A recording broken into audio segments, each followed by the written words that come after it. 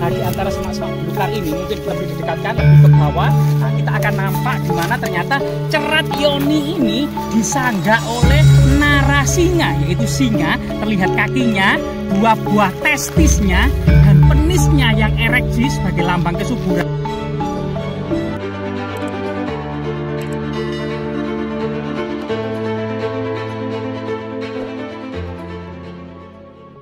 Ya pemirsa, saat ini kita berada di persawahan, di tengah persawahan yang sangat luas. Namun memang puncak musim kemarau yang sangat gersang ini membuat suasana semakin panas dan kondisi lingkungan yang gersang ya. Dan tepat kita terlihat ada lereng timur dari Gunung Penanggungan atau Gunung Pawitra. Di mana kemudian Gunung Penanggungan atau Gunung Pawitra ini memiliki peranan penting dalam peradaban Jawa Timur. Jadi sejak Rake Watukuro Diabalitung atau Rake Garuda Muka menancapkan prasasti untuk memperingati sebuah bangunan suci yang ada di Tulangan, yang saat ini jedong ya, Ngoro Mojokerto, itu berangka tahun 910 Masehi. Jadi awal abad ke-10 Masehi itu para penguasa dinasti Sailendra Mataram kuno Jawa Tengah ini sudah memiliki perhatian terhadap lereng-lereng Gunung Penanggungan. Bahkan kemudian peradaban-peradaban besar seperti kemudian peradaban Kahuripan, peradaban Kadiri, Singosari, Majapahit ini juga berada di sekitar lereng Gunung Penanggungan, Arjuno, Welirang, dan Sungai Berantas.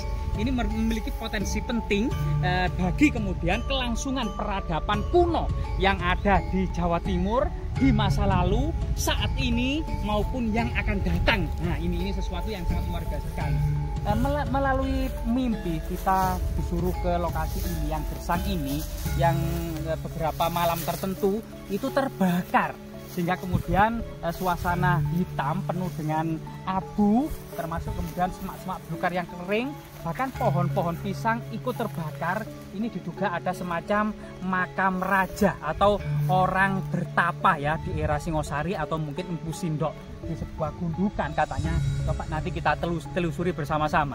Jika kita flashback ke belakang, lereng timur Gunung Penanggungan ini identik dengan kemudian kekuasaan Raja-Raja Singosari. Raja-Raja Singosari ini memang awalnya memang didirikan ya oleh Ken Arok yang didukung oleh para pendeta. Karena pada waktu itu pendeta bersitegang dengan Raja Kertajaya dari penguasa Singosari. Tahun 1222 Ken Arok di belakangnya para pendeta-pendeta utama ini termasuk diduga ya Empu Purwa yang kemudian putrinya diculik oleh Tunggul Ametung.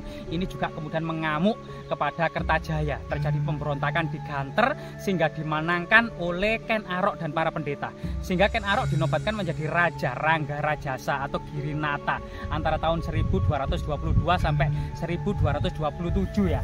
Kemudian selang beberapa lama kemudian digantikan oleh putranya yang sebenarnya adalah secara biologis merupakan putra dari Tunggul Ametung dan Ken Dedes, yaitu Anusapati yang memerintah Singosari atau Tumapel antara tahun 1227 sampai 1248 Masehi.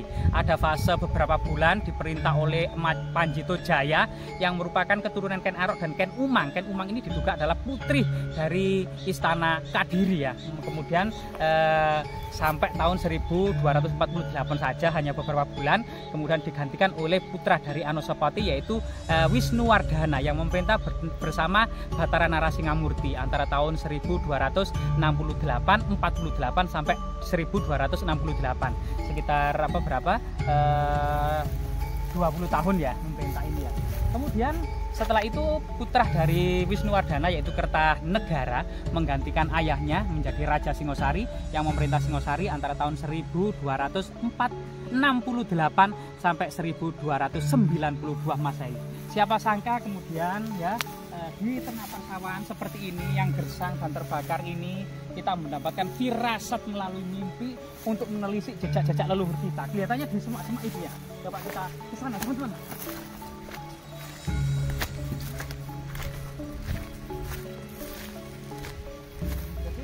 Semacam batu yang menyerupai gunung, dan ini kelihatannya di empat penjuru arah mata angin sebagai simbol Pancawali Krama. Kemudian di tengah-tengah ini ada gundukan tanah yang penuh dengan balok-balok batu bata kuno. Ternyata batu bata kunonya adalah berbagai macam ukuran. Ada yang ketebalannya 4 cm sampai kemudian ada yang ketebalannya 8 cm. Sehingga diduga reruntuhan ini dahulu untuk menaruh abu jenazah dari Raja Pertapa Singosari. Kemungkinan ada orang bertapa ya di atas pertapaan dari atau mungkin semacam candi pendarmaan dari seorang raja. Nah ini teman-teman, ternyata benar teman-teman. Nah, ternyata benar. Jadi di sini diduga reruntuhan candi ini belum pernah diekskavasi, namun di sini itu ada semacam yoni, jejak paling magis, paling sakral dari sebuah wujud pemujaan yang berciri agama Siwa. Namun yang sangat unik, kamera bisa mendekat gitu ya. Nah, di antara semak-semak belukar ini mungkin lebih didekatkan, lebih ke bawah. Nah, kita akan nampak di mana ternyata cerat yoni ini disanggah oleh narasinya, yaitu singa. Terlihat kakinya, 2 buah testisnya, dan penisnya yang ereksi sebagai lambang kesuburan, namun kepala singanya ini putus ya, yang menopang cerat yoni. Jika kita lihat lubang-lubangnya ya, ini adalah yoni yang merupakan lambang pemujaan yang berciri Siwa. Jadi lingga yoni dipuja sebagai agama Siwa, termasuk kesuburan, termasuk kemudian lambang kekuatan dan kekuasaan dari seorang raja gitu ya, termasuk kemudian titik magis dari peradaban-peradaban kuno, terutama peradaban Singosari dan Kerajaan Majapahit.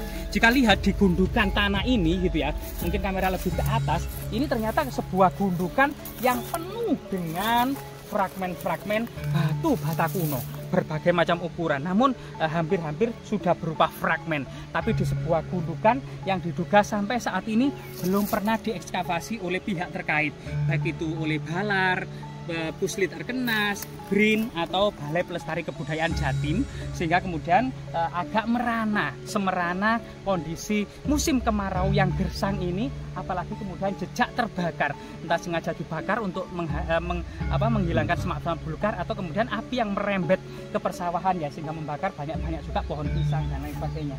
Namun jika kita lihat gitu ya, batu batanya di sini ini beraneka ragam. Bahkan ada yang lonjong-lonjong seperti ini, diduga ini merupakan reruntuhan kuno. Bahkan mungkin saja candi ini lebih megah, lebih besar, dan luasnya area ini bisa saja lebih lebar, lebih luas daripada Borobudur. Namun ya siapa sangka, diduga memang di sini dahulu banyak sekali orang pertapa yang merawat bangunan suci ini. Satu kompleks dengan asrama para pendeta, para biku dan bikuni, petirtaan, pemujaan, persajian, termasuk kemudian mandala, kadewa guruan ya. Semoga kemudian situs ini segera mendapatkan perhatian dari pihak terkait, dan kemungkinan mungkin di bawahnya ada prasasti sebagaimana kemudian ekskavasi situs Gemean yang ada di Trowulan ya, yang ada di Sukoh ya, yang Sukoh Mojokerto. Kemungkinan di sini juga menyimpan banyak sekali pusaka-pusaka yang masih terpendam di dalam tanah, termasuk kemungkinan jejak prasasti atau kemudian situs semegah, sebesar dan sesakral, semagis ini di masa lalu. Tentu ini akan bisa bijak jika memang diperhatikan. Kemudian yang pemilik lahannya ini diangkat sebagai juru pelihara dengan intensif tiap bulan untuk merawat termasuk sebuah cungkup ya, dan kemudian ekskavasi secara integral dan komprehensif. Semoga bermanfaat.